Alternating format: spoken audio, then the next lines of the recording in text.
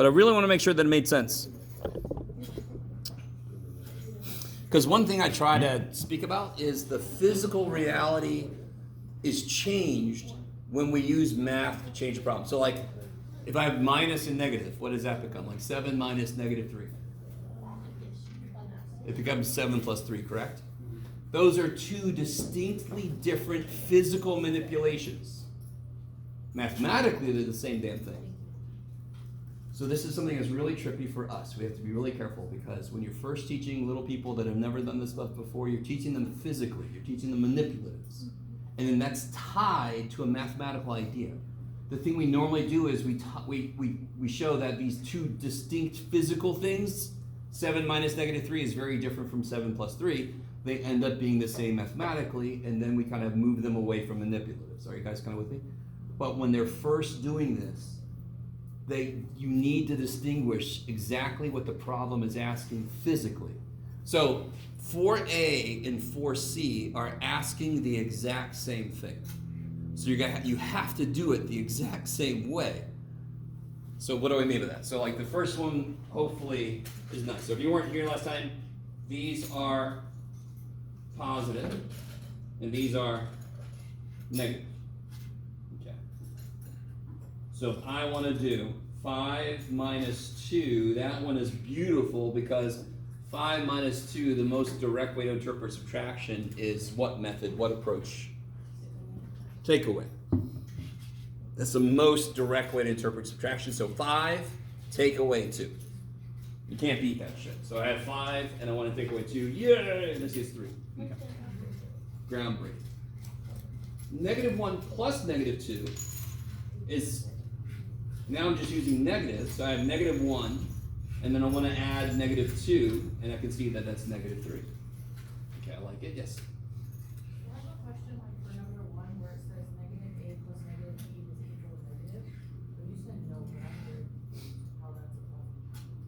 Oh, okay, real quick, okay. Because this is related to a homework problem I was helping somebody out with earlier. If A is negative, give me a negative number. What is negative 5? Positive 5, correct. So what does this problem say is true about A? What's the only thing I know about A? It's a negative number. So what is negative A? What's the opposite of A if A is negative? It's positive, correct? So A and B are both negative numbers. Negative A is positive because the opposite of a negative is positive, and the opposite of a negative is positive, and a positive plus a positive is positive. Does it make sense? Understandably, and you guys are like, yeah, because this is the way I looked at this shit, Jeff. When you see the negative sign, your brain, oh, it's negative, but if I ask you, okay, here's a variable for you. My pen is somewhere over here, I just don't see it. Oh, there it is. Here's a variable.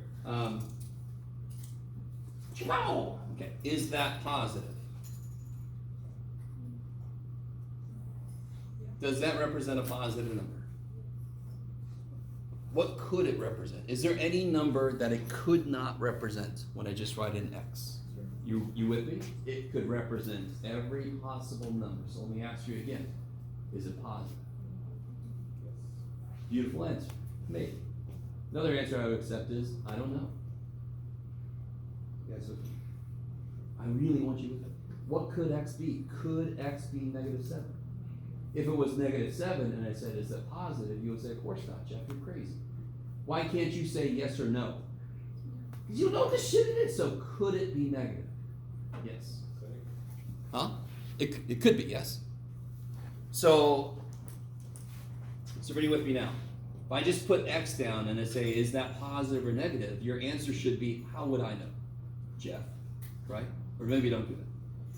So is this positive or negative? Sad face. Maybe. Same exact answer, same exact reason. I don't know what the hell X is. If X is negative 7, what is negative 7?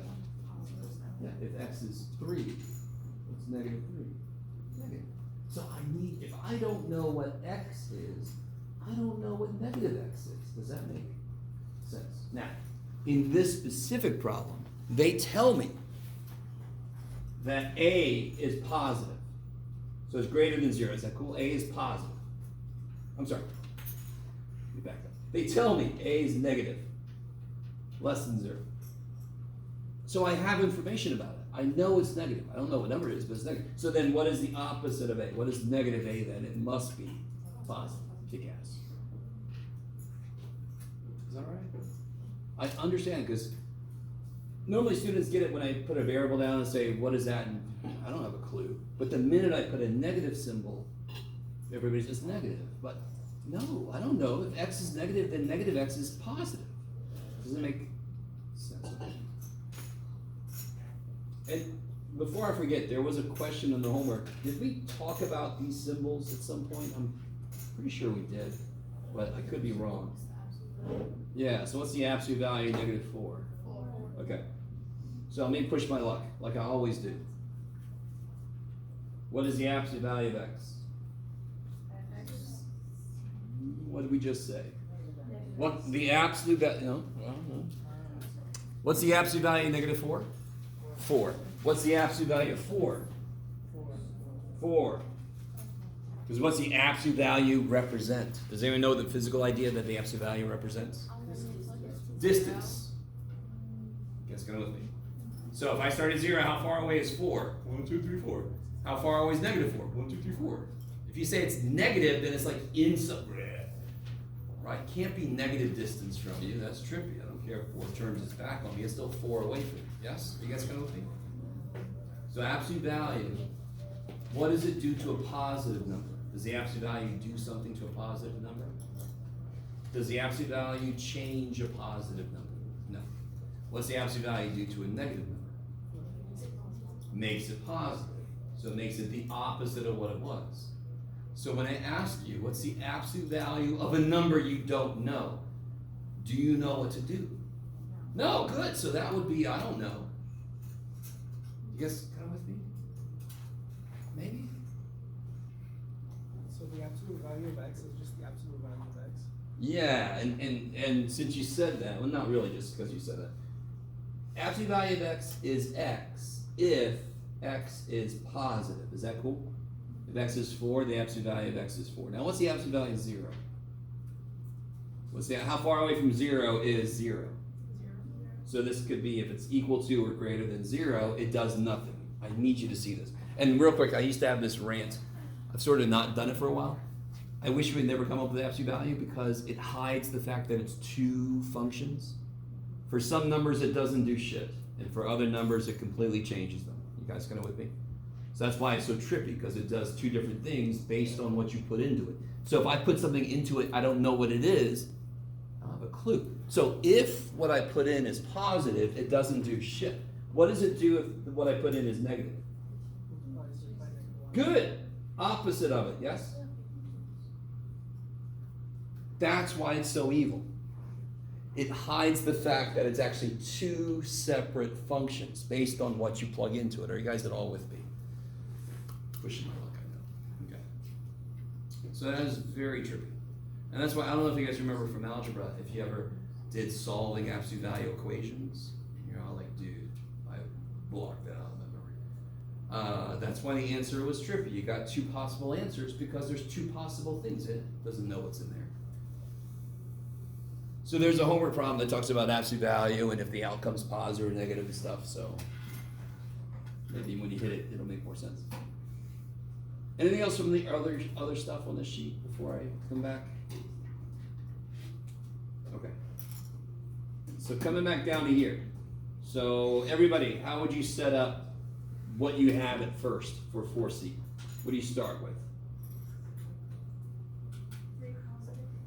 3, yeah. So you start with 3. And just like part A, it wants you to take some away from that, right? Now, of course, there's a big physical problem. We have 3 blues, and it wants me to take away 5. Now, what was one mistake that some people made? And it's okay to say this because it's an understandable mistake, because all of us in here know that 3 minus 5 is the same thing as 3 plus negative 5, correct? So quite a few of you, understandably, said, well, Jeff, excuse me, there, Jeff, you just put this down, and then it's -2. Now, do you guys understand now why that was wrong? No, okay. Everybody agrees with me that 3 minus 5 is the same thing mathematically as 3 plus -5. Okay, we all know this. Physically, those two things are different. That's the important part. And of course, when we're teaching little people for the first time about numbers, you want to start with something physical, yes? They have to have the connection between the physical manipulation and the math. So if I have math things I could do that changes the physical reality, changes the physical interpretation, I've got to be really careful about keeping those distinct and then later saying, hey, mathematically they're the same thing. We don't know that at first. All right.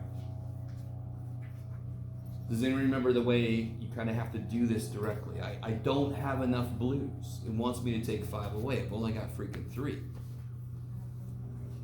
I got to somehow give myself some more freaking blues. Yeah. Oh, you do the cancel out? You do 1 red and 1 blue is 0. Yeah. So the trick is, and the way I kind of started off the lecture the last time was, this is what builds everything. This represents 0. So I can add as many of these on as I want to because it will not change what I've got. What do I still have here? 3. But can I do what the problem wants me to do now? Not yet. Why not yet? Oh, well, yeah. I was on the wrong side. You're okay, you're okay. So everybody, I want you guys with me. Does everybody agree this is 3? Because these are 0. So it still is 3. Have I set up 3? Do I have 3 here? Yes. But the way I physically set it up, I can now do what the problem wants me to. The problem wants me to take 5 blues away. And of course, when I take 5 blues away, I'm left with -2. So what you desperately not only need to get over, but to freaking embrace, is that you're gonna know shit. You know shit. You know mathematically the equivalents. They don't. They don't. They're gonna start with the physical. So you don't want to just skip steps and do. They're gonna lose that foundational connection with math. I don't know if you guys really get what I'm saying. You can't skip stuff because you have to build it on an understanding, and the most basic understanding they have is physical manipulation. They know when they have more toys. They know when you took some away. You know, that's an immediate thing they can connect with. Okay, maybe. This is the kind of thing parents have trouble with Common Core, because Common Core kind of introduced more of this idea that you can look at math problems in a very physical kind of way, and parents would say, well, you don't do it like that. Carry them? No, because they're still building. Yeah, sorry. Did I ever use number lines to teach this? Because I feel like that's confusing in my opinion. Oh, for number lines? Yeah. Yeah, of course. For Yeah. negatives. Like Yeah. number lines. Yeah, that's another way to do it. Number lines, of course, are more abstract. I need just to make sense. So depending on the age of the student you're working with, they could connect with this more because they're more used to, they can actually hold these things and move them around. Number lines have to draw, they have to understand what they abstractly represent. But number lines are an awesome way to kind of continue this idea of subtraction, addition, negative number. Okay. I like it. And then of course this guy. This guy is the same as this guy in a way because I start with -5. But what's it want me to take away?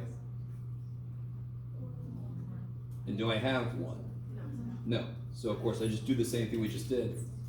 I give myself the blue by adding 0, and then I can take 1 away.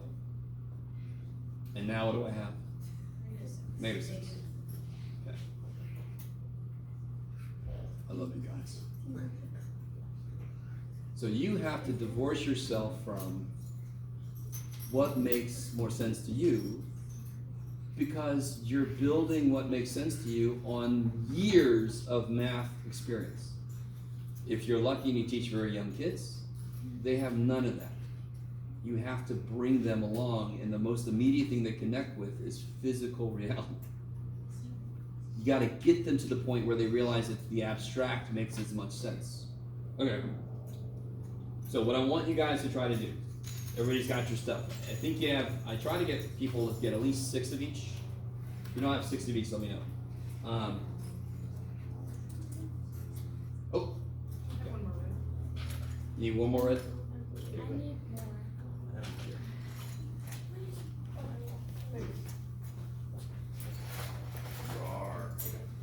Anybody else good?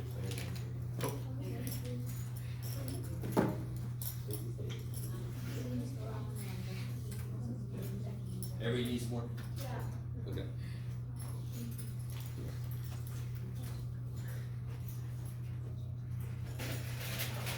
So.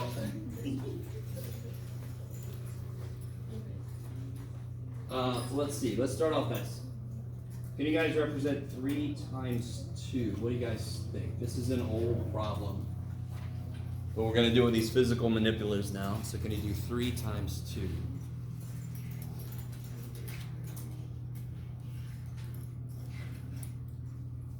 Alright, so can somebody tell me what you did exactly? Yes. I don't know if it's right, I just did 3 groups of 2. Beautiful. We know this from before. That means 3 groups of 2. So let me ask you a really weird question. Before I told you what the problem was, what did you have set up? I know you had chips on the side. You got pencils, you got shit, but what did you have set up related to the problem before I told you what the problem was? What'd you have? Nothing, correct? You had a blank area. Are you with me? You had made some space, hopefully, so you could put shit there. Yes, you with me? Stay with me. I love you guys. You're all like, God damn, this guy. So we had a blank spot. Then I said 3 times 2. So you gave 3 groups of 2 to the blank space. Correct? This is going to get trippy when I start throwing negatives in certain places. So I'm trying to get you guys there. So I know, very simple problem. 3 groups of 2. We've done this thing before. We did set method before. We just didn't do it with these little manipulatives. Same idea. So you put 3 groups of 2 down. I have blank space, and I gave it like an offer. And of course, this is where Avery's going to get a kick out of this.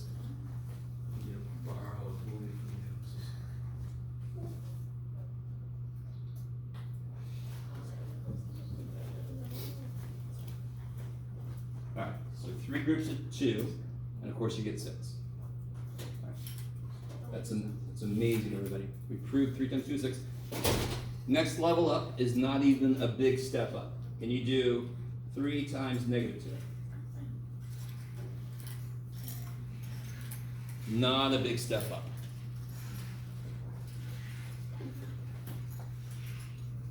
Incredibly enough, what do you do?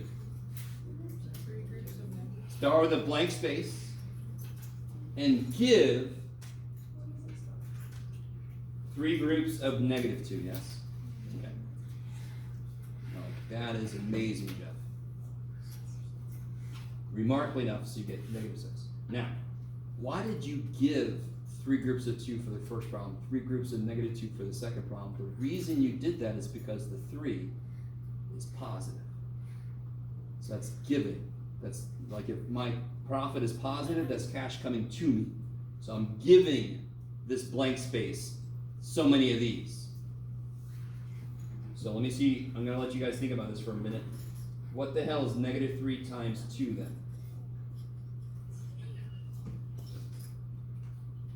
Now, this is a great example of, we know that negative numbers still follow commutative property.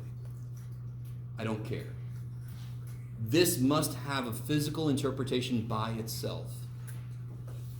So if 3 times negative 2 meant give 3 groups of negative 2, what is this problem asking you to do? Take away 3 groups of positive 2. Okay, think about it. You've done this kind of thing before. We've had situations where I didn't have enough shit to take away, and we did something. I said too much. So think about it. Let me know if you think you've got it figured out. How do you represent this?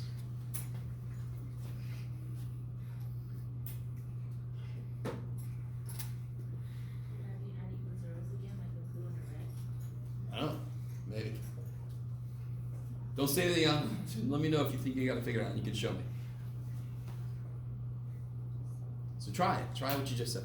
Oh, you got it? What's up?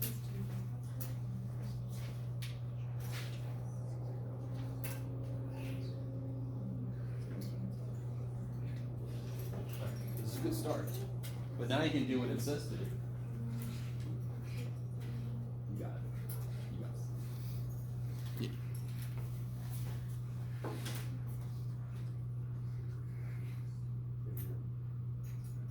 Yeah. Okay. All right, let me show you. I'm sorry if you got it and I didn't come to you. I believe you. I have blank space. This wants me to take 3 groups of positive 2 away, and I'm like, this is exactly like the bank. I don't have anything. So I give myself 3 groups of 2, but the only way to make that legal, that's illegal what I've done. The only way to make it legal is I'm just going to add a bunch of zeros. Yes?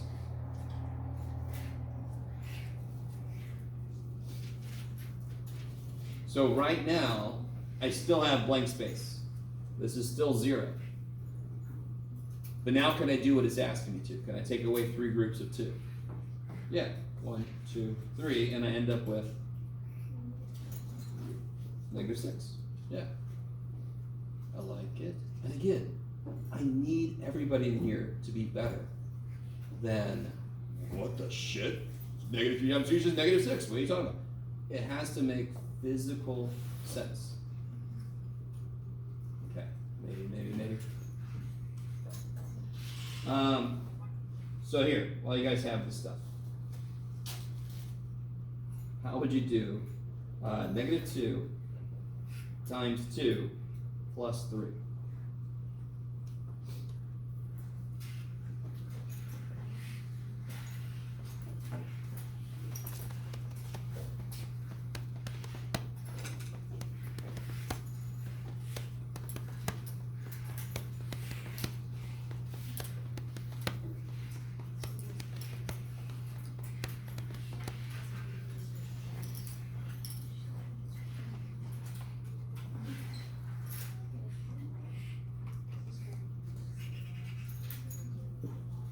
I mean, the nice thing about these problems is you know what the answer is supposed to be. So in the manipulation, you know if you made a mistake pretty quickly. Anybody think they have it figured out?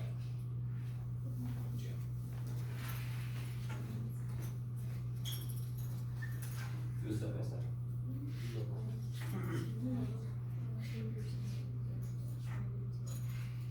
Oh, that would be 2 times -6. This is -2 times 2.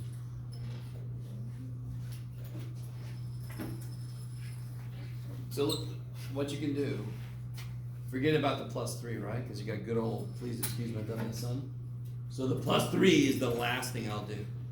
So how do I do -2 times 2? Basically the same way we just did the last one, right? -2 times 2, I start with nothing. What do I give myself?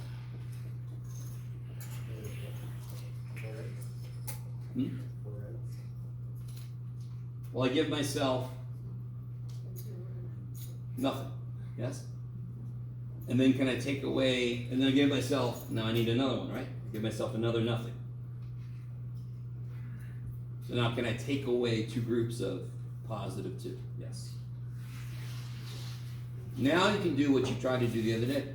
How do I do that +3 now? Add 3.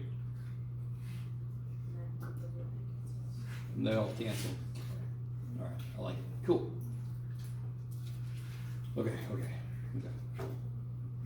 So I think, just to remind you guys, I told you this before, but on the final exam, I am going to have a few stations set up. One of them is going to have these guys. So it's going to be a problem. You have to show me with the manipulatives how to do it. Okay. And then there's going to be another one with like the base 3 blocks that we used before. Okay. For example. Okay. So before I move on, anything else from this sheet from last time?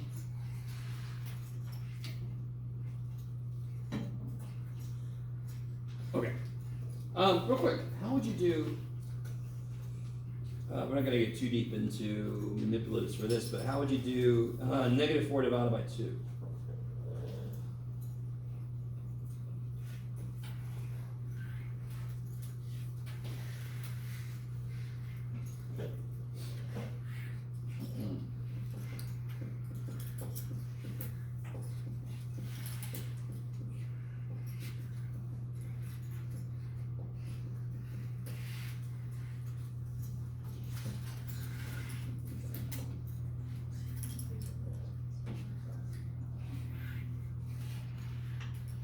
Let's see, I got -4. And then what do I do from there? Yeah, you can do it kind of like the sharing model. You get -4, 2 things to share them with. So each thing gets, right? So I got -4, and I will share with 2 people. So each person gets -2. I like it. Okay. So this is me sharing my debt with people. So, okay. Hold on to those. We might come back to those here in a little bit. So hold on to those for right now. Just put them on the side.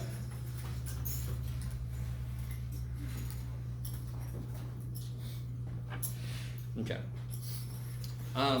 So obviously we got into multiplication of sign numbers. I talked about this a little bit last time. I kind of gave this away a little early, but it was, I was just kind of like talking about almost everything. Does somebody remember, we probably talked about this before yesterday too, but before last time. Like if I had this,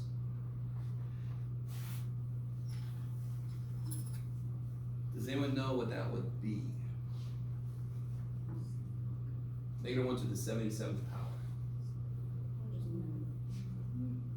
So the answer could only be what? What or what? It can only be -1 or 1, yes? So which one is it going to be? So let's build it up. What's -1 times -1? 1. So that's -1 squared, yes? What's -1 times -1 times -1? -1. And that's -1 cubed, yes? So if I have, without flipping you guys off, if I have an odd number of negatives, any 2 of them will kill each other, yes? They now annihilate, and I'm left with the odd guy out.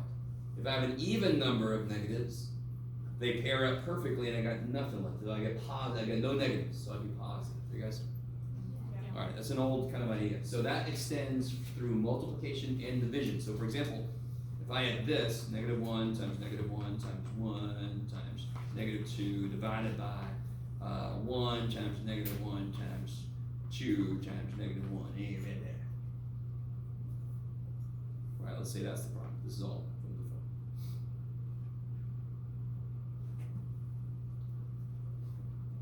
How many total negatives are there in that problem? How many total negatives are there? 5. So the answer is going to be what sign? Negative. And there's all 1s except the 2's that. So what's the answer?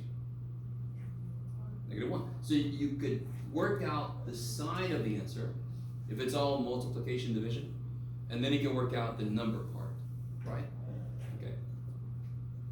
So any pair of negatives when I'm multiplying will cancel. How could you explain why that is true to a student? Why do 2 negatives multiply when I cancel when I multiply? Because it's just taking that away. Like, if you have 2 and -2, it's just, you're taking -2 away. Not quite. Yes?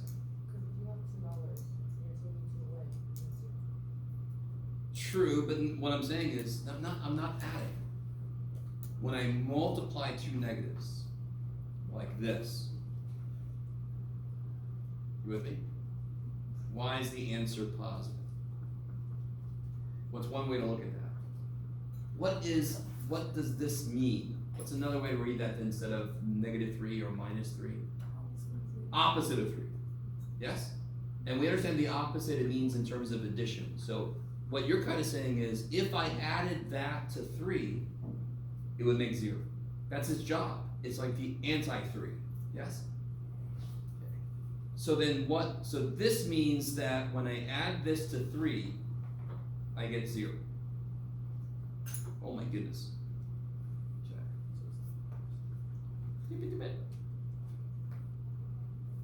Alright. So what the hell would this mean? How could I say that in words? Not negative, not minus, but the opposite of the opposite of. Right? And of course, what is the opposite of 3? 3. Yeah. This would be the number that I would add to negative 3 to make 0. And of course, I already know, what do I add to negative 3 to make 0? 3. So this must be 3. Because that's what I add to negative 3 to make 0. So the opposite of, that's why it's. So students will very often kind of extend that too much. When I combine two negative numbers, unfortunately for all of us, the answer remains negative. So like if I had owed somebody $11 and I owe somebody else $7, they don't become negative 4. Unfortunately for me, I owe more money. But do you understand how students get very confused? They're like, well, that's 2 negatives, and you said 2 negatives make a positive. So you always have to be very careful when you say it, say 2 negatives multiplied to make a positive. Yes? Can you explain multiplication one more time? All right, so another way to think of it. So one way to think of it is, like I said, if I have the negative by itself means the opposite of. So this literally says the opposite of 3. And that would be 3. Okay. Another way to think of this is, I think I've showed you guys this before, I can't remember. If I multiply by a negative, it rotates. Have I shown this before? No, okay. Does that make sense though? When I multiply by a negative, so take 7. 7's over here, yes? What do you get when you multiply that by a negative 1? So it rotates perfectly over to negative 7. You with me? Anytime I multiply by a negative, it'll rotate from where it is to the other side. So then, therefore, what is negative 3 times negative 1? It'll rotate back to 3. Yeah. So that's another way to think. When I multiply by negative 1, I rotate, and if I multiply by negative 1, I rotate again. Okay.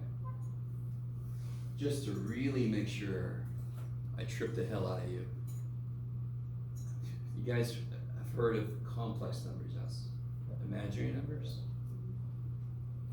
What's an imaginary number? I, which is the square root of negative 1. So if I rotate halfway, that would be an imaginary number. It's like on the side of it. That's all I'll say. I'm sorry. I couldn't stop myself.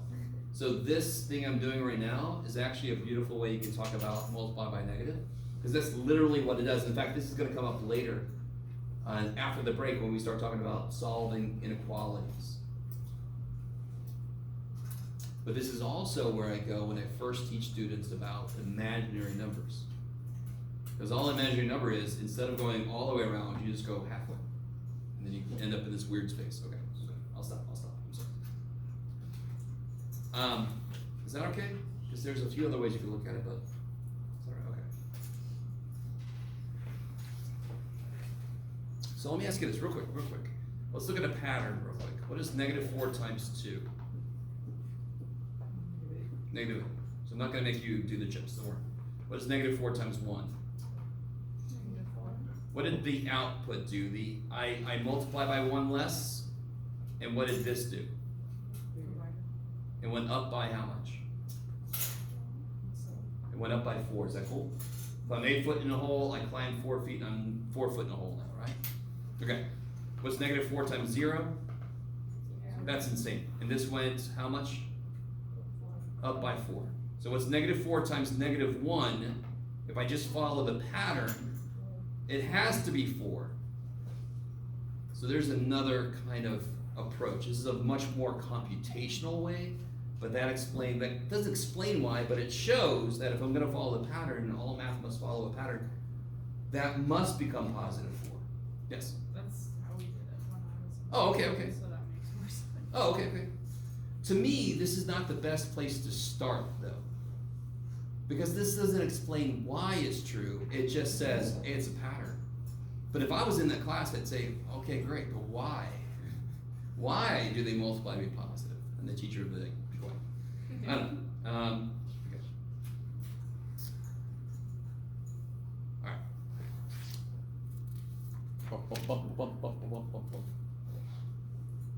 Oh, okay. So, when we're talking about multiplication and division. We'll talk about division in a minute. We inherit all of the properties, so we still have all the same properties. All these beautiful properties we've been talking too much about. What are some of the properties that keep coming back? Associative, commutative, distributive, identity, right? Inverse, huh? Closure, kick ass. Okay, so all those properties are still here with us. When I multiply two integers, could the result be anything except an integer? No, you can't multiply two integers and get something that's not an integer, so therefore it's closed, right? Okay, I like it. So, nothing too major to talk about there. This is all the same stuff. So just very quickly to show like associativity. If I had -3 times 4 times -1, I could use associativity and commutativity to get my negatives together. Yes? So then I could do -3 times -1 times 4. So I just used associativity and commutativity. And one reason why I want to do that is because these kill each other, the negatives, so then you just get 3 times 4 is 12. Okay. So you inherit all those same properties. Okay. So, I'm going to show you a couple of things that over-explain some ideas, which sounds like something I do a lot of. What is a times -1? Negative a. Right? So I'm going to prove that really quick, because that's not necessarily an immediate kind of thing that should make sense. A times -1 can be written as -a. This is a multiplication problem, correct? That is a times -1. This means what? What's another way to say that except minus, negative? We said it earlier. The opposite of a. Cool. So this says when I multiply a number by -1, I get the opposite of the number.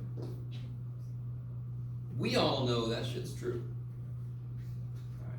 Let's just suffer for a little bit. Here we go. You ready? So a times 0. True. I'm going to write this in a different way. What's another way to say 0? What about -1 plus 1? Okay, I love it, I love it, I love it.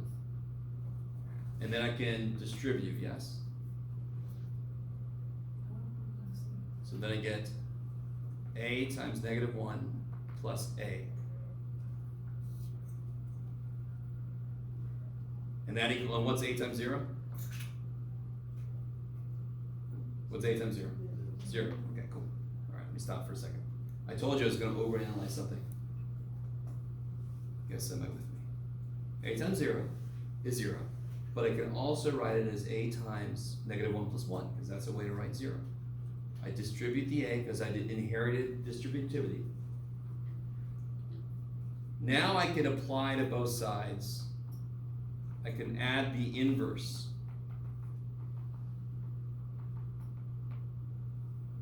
Because that's what the inverse does, it'll cancel that a. So then I get -a equals a times -1.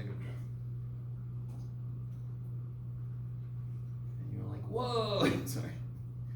All right, so that's, I kind of want this to make a little more sense. This is straight up multiplication. This is the opposite of a. They don't necessarily immediately mean the same thing. Okay, like it? Oh yeah, sorry. This is not the kind of problem I'm going to suddenly ask you out of nowhere on a quiz or a test to do. Don't worry. This is trippy. This is like I would never think to do that, which I understand.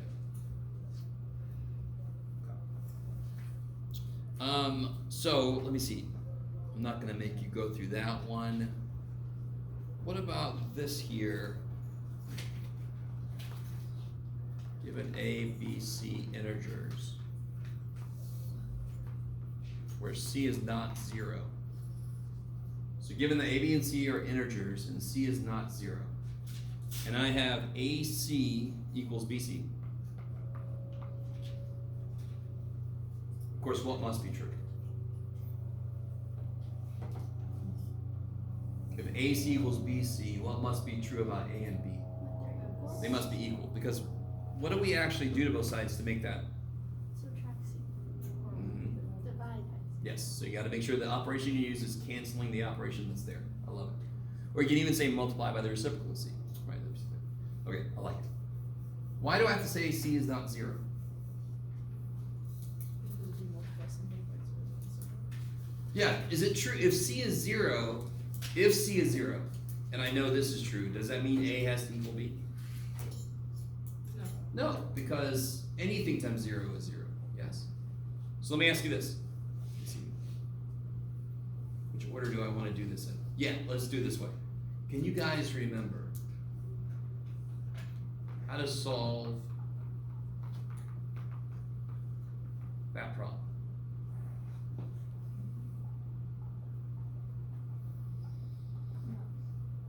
So let me build it for you. If I told you what x was, could you figure out what number this is? Hell yeah. Same thing here, yes? Okay. So do you agree with me then that is a number times a number is 0? I just don't currently know what the hell the numbers are. I love it. What is the only way two numbers can multiply to be 0? What must be true? At least one of them has to be 0, right? If I knew that the first one was 7, the second one's gotta be frickin' 0. There's nothing I can multiply 7 by and make 0 except for 0. So this is what's called the 0 property rule. So does anyone remember how to get this really quickly? What x would make this number 0? 4. And what x would make this number 0? -2. So that was the two answers, right? You're not gonna suddenly start doing algebra, we're gonna do that after the break. But I just wanted to see if that sounded familiar to anybody. So this is using the rule where if A times B equals 0, then A equals 0, or B equals 0, or both equals 0.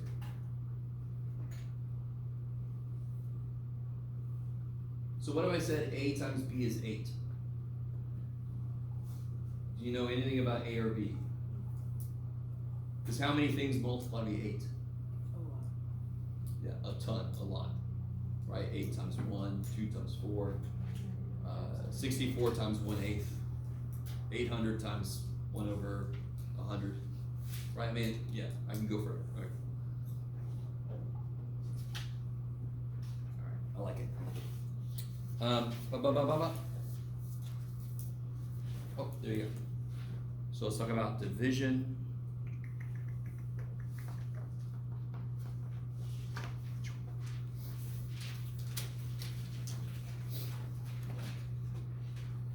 So, thankfully, okay, let me see if you guys, I wanna go there. If you try to come up with the physical situation for 4 divided by -2, that would be difficult. So, the nice thing with division, let me see if you guys remember. What if I just come straight from multiplication to division, what's the first way I can try to teach somebody division? How can I have them think about it? It's a method we talked about before. Repeated subtraction. Sort of. I could do repeated subtraction, but I want to base it on multiplication because that's where we just came from. So if I said 8 divided by 4 equals, I don't know. I could write that as 8 equals 4 times, I don't know, yes? And what was that one called? Do you guys remember? Missing, that's if I'm adding. Missing factor. So this is the missing factor approach. Okay. Of course, amazing enough, that would be true. Now, so I'm looking back at 4 divided by -2. How could I rewrite that?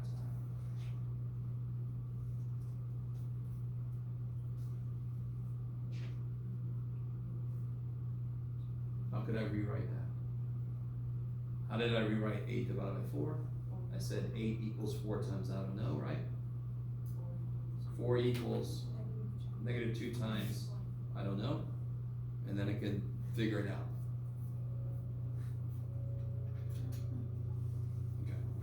And of course, this one has to be negative, so the negatives cancel. At this point, you would have told them about that idea that the two negatives would kill each other. And then it has to be 2 to make it 4. So you can kind of reason it out. I like it. Okay.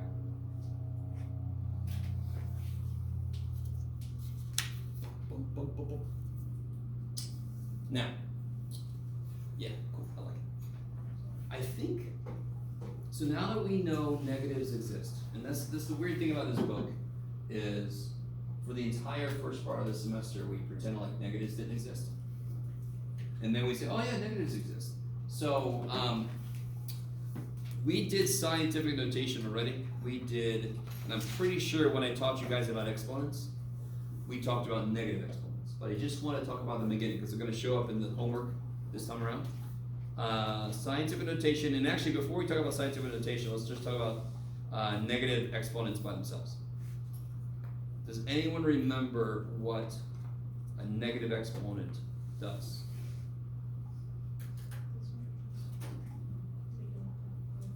Yeah, just flips it. I love it. So just would flip it over. Do you guys remember why it does that? So help me out real quick. You guys, help me out. What is x squared divided by x squared? What do you do with the powers in this situation? Subtract. So that would be x to the 0. And what is something divided by itself? 0 or 1. You guys with me? So that's a proof of anything to the 0 power is 1, except 0. 0 to the 0 power is ultra trippy. Could you guys set up a similar equation, a similar ratio, where I get a negative 1 power at the end? What would have to be true about the power on the bottom so that when I subtract, I end up with a negative 1? Has to be 3. 2 minus 3. So if I make the bottom 3, 2 minus 3 is negative 1.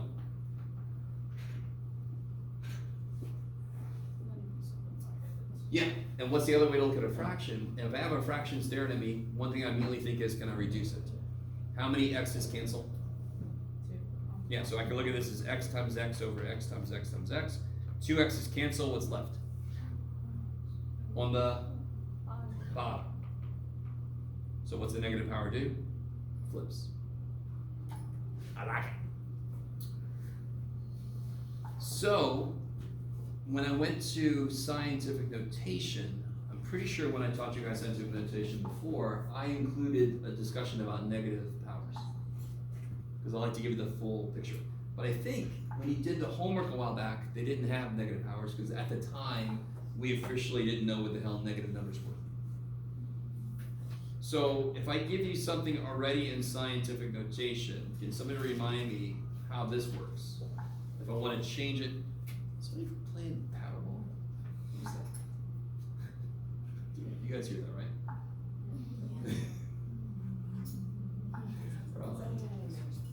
Yeah, okay, thank God. Riley's like, I don't hear a damn thing. Get that shit checked out. Alright, does anyone remember, does anyone remember what happens if I want to change this back into just straight up decimal? Can you? Thank you.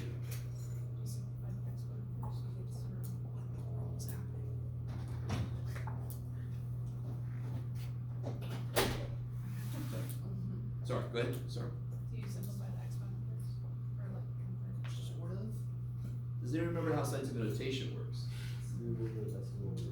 Yeah, so for example, if I had 3.2 times 10 to the third, I would move the decimal 1, 2, 3. Yes? Why do I move it to the right? Because it's positive. So young Jeff, I still have trouble with this to be honest, so I can't even say young Jeff. Left and right, I don't know. So I gotta do this and that makes it, no, that's left. So I just remember big and small. When it's positive, it makes it big. When it's a negative, it makes it small. Because in reality, what am I doing? I'm not multiplying by tens, because what would the negative 4 do? I'm dividing by 10 4 times. So of course my number gets smaller by 1 decimal place 4 times. So what's the shortcut? Don't do that shit. Erase it, Jeff. Erase that craziness. Yeah, I'm gonna move it 4 to the left. So I gotta move 1 to get around 4. And then 1, 2, 3. So I'm going to have always 1 less 0 than this number if it's a negative. Does that make sense? I'm always going to move it once, and then whatever I have left is zeros. So it'll be 0.00041. Put a 0 out front just to make sure we don't lose the decimal. So I'm pretty sure when I lectured about scientific notation before, I included negatives in it, just to give you a complete picture, but I'm pretty sure they didn't give you problems with negative powers. Now you could get some. Okay. Blah, blah, blah. Oh, yeah. Oh, okay, that's right. I did that. Now, how would you show a student which one of these is bigger? Number line, okay. So if I draw a number line, first they have to know how to locate these things, but you will have already discussed that with them. So what is it about this setup that tells me that which one's bigger than which one? That 2 is bigger than -3, right? What is it about the number line that tells me that? Further to the right. Yeah, the one that's further right is bigger, the one that's further left is smaller, right? Okay. I like that. I like that. So what would you say to a student? And this is literally, a lot of the stuff I ask you guys about students are things I've heard in my years. What would you say to a student if they said something like this: -8 is less than -1. So far, so good, yes? Because -8 is further away from 0.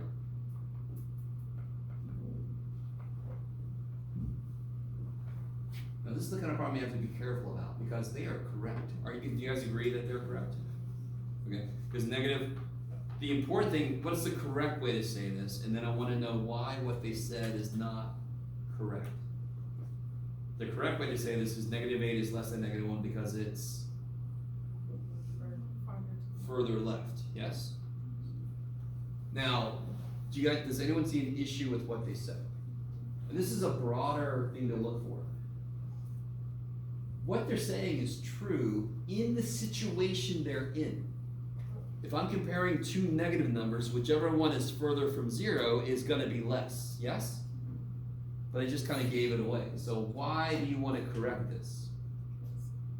Because they could confuse 2 negative numbers, like -8 is less than or like greater than -10 or less than -10. Anyway. If you're comparing 2 and 10, Yeah. which one is further away from 0?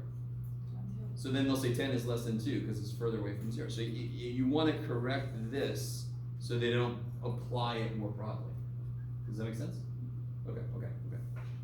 So you gotta be really careful because when you first look at this, you're like, okay, that sounds great. But that logic doesn't extend. This is a very specific, it only works in this kind of instance. Okay.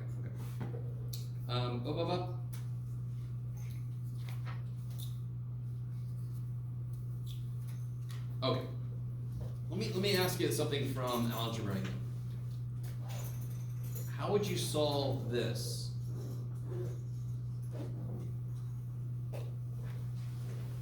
And I know we're not officially here yet, but I just want to see who remembers this. How do you solve this equation, or this inequality? Yeah. Don't you have to do another one on the other side of x? Like 1, 0? Like -x and then 0 and then Oh, no. So, I can't graph this. I don't know what x is. It's not a number. I don't know what it is. There's actually very many numbers. But I want to solve this. And what does it mean to solve an equation or an inequality? What do? I get x by itself. I love it. So, why is x not by itself? Because there's a negative. So how do I get rid of the negative? Divide. Does anyone remember what must happen? change. Yeah. You guys remember this? The symbol has to switch. Why? Why do we switch the symbol? Similar to like division, where if you're dividing two fractions, you have to switch. Oh, neat. Okay. Not but I see what you're saying. So real quick, help me out. We divided both sides by -1, correct? So let's go back to the problem we just did, which was what was it? Forget. Just to be specific. There we go. -3 less than 2. So -3 is less than 2. No question about it. -3 is over there. 2 is over there. If I divide both sides of this by -1, what does this become? And what does this become? So this goes to this side, and this goes to that side. Right? Which one's bigger now? 3. So what happened? The sign flipped. So this is one of the few times in my teaching experience when somebody asks me why does it happen, I can just say because. That's how numbers work. When I multiply or divide by negative, I switch the side of 0 and 1. So whatever relationship there was is now reversed. Okay. And of course, when you're learning how to solve inequalities, that's one of the biggest mistakes people make is to forget to do that. So real quick, if A is less than B, and P is a positive number and N is a negative number, how does AP relate to BP?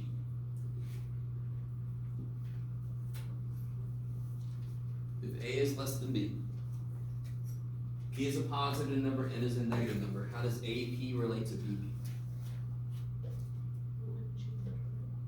Yeah, nothing would change. Cancel out. Right, 2 is less than 3, and if I multiply by 4, I get A is less than 12 still, so, yeah. This is still less than. How does AN relate to BN? Opposite, I love it, kick ass.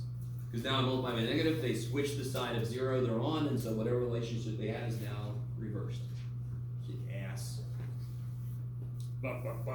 And, you know, they brought this back, I have no idea why it's underlining my things, but let me just ask you this. My unofficial title for this property is the duh property. Duh. If A is less than B and B is less than C, how do A and C relate?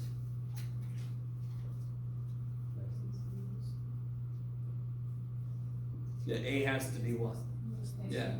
If Alfred is younger than Billy and Billy is younger than Charlie, what did I say his name was?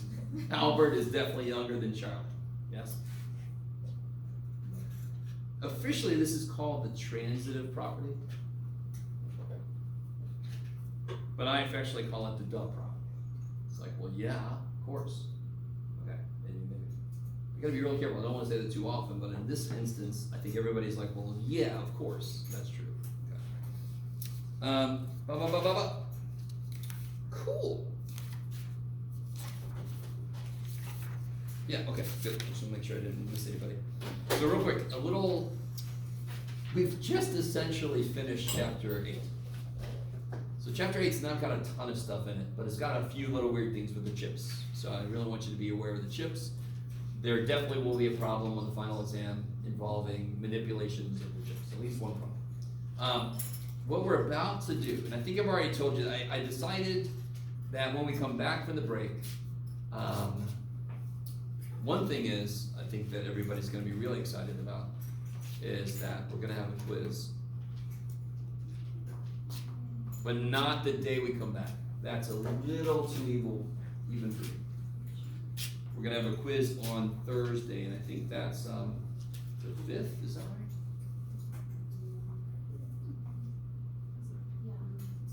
Yeah.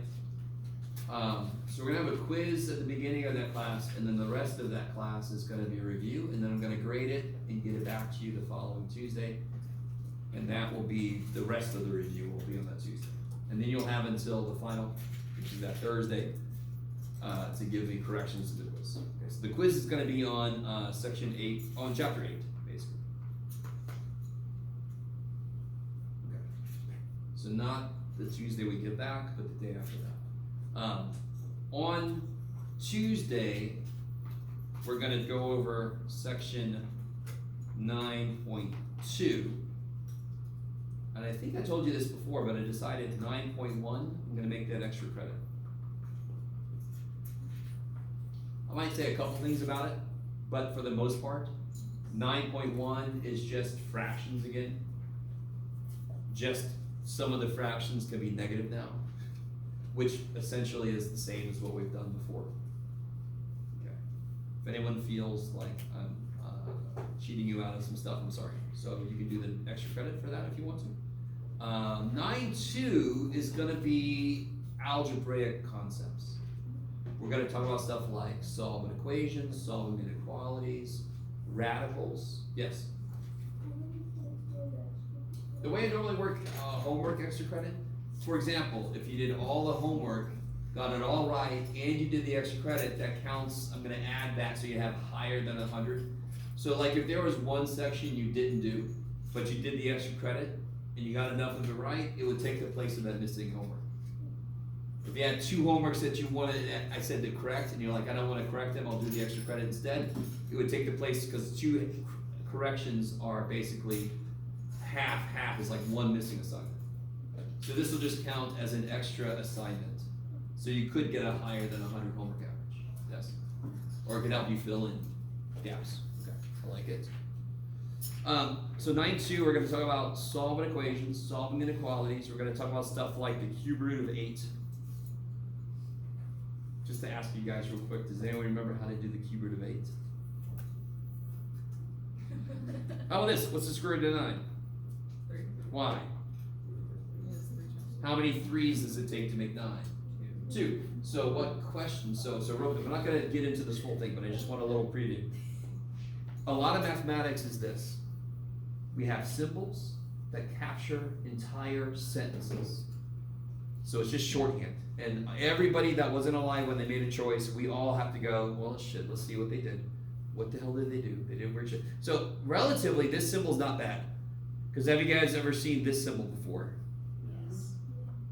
Okay, that symbol, not only does it trip people out in terms of how to do it, but I think there's a layer of, that's a word.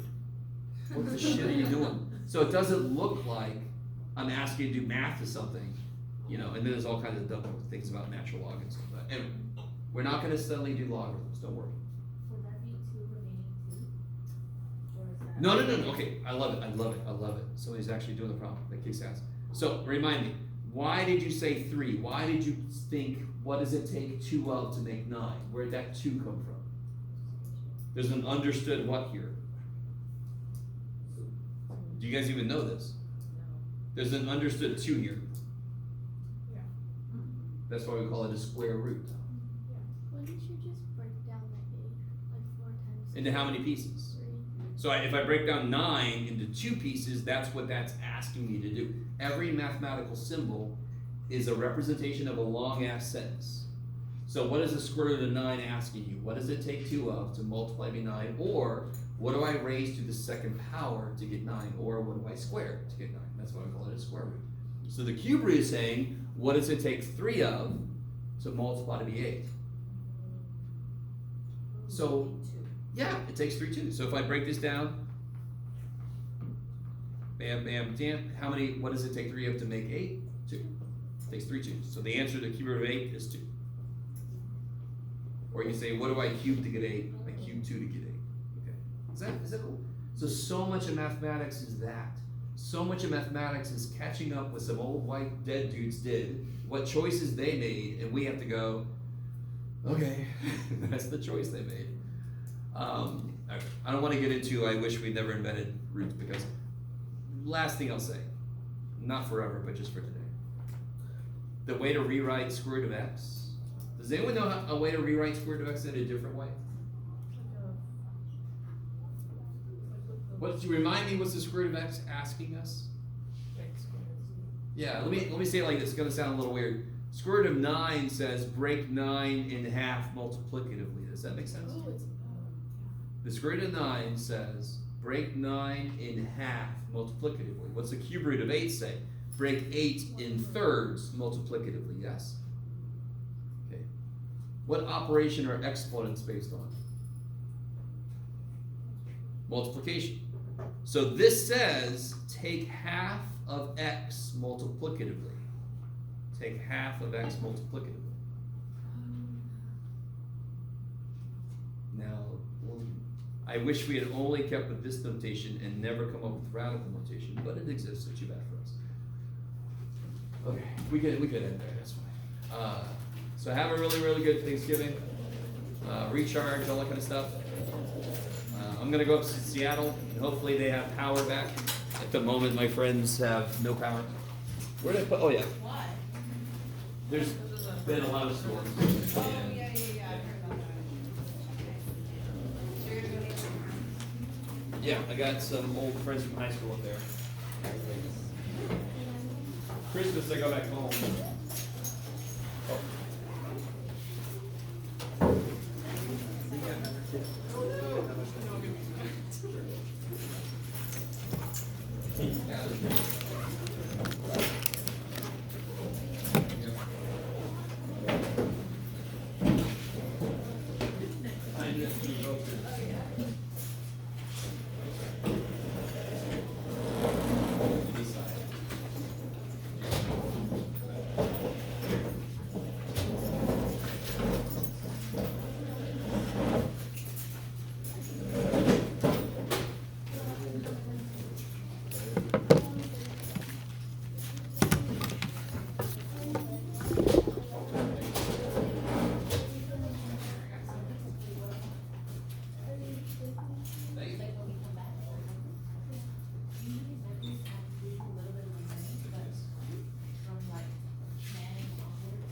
So I realized that I didn't read because you know how like I missed the test, so I missed the turn-in day for turning in like all of the homework before the test, or just test corrections for the previous one. Yeah, the great thing is it's due the day of the test, and your testing hasn't happened yet. Oh. So I mean, Okay. you got stuff to catch up on, so I give a little leeway, yeah. I just forgot it for papers. Could I turn part of it now? Yeah, of course.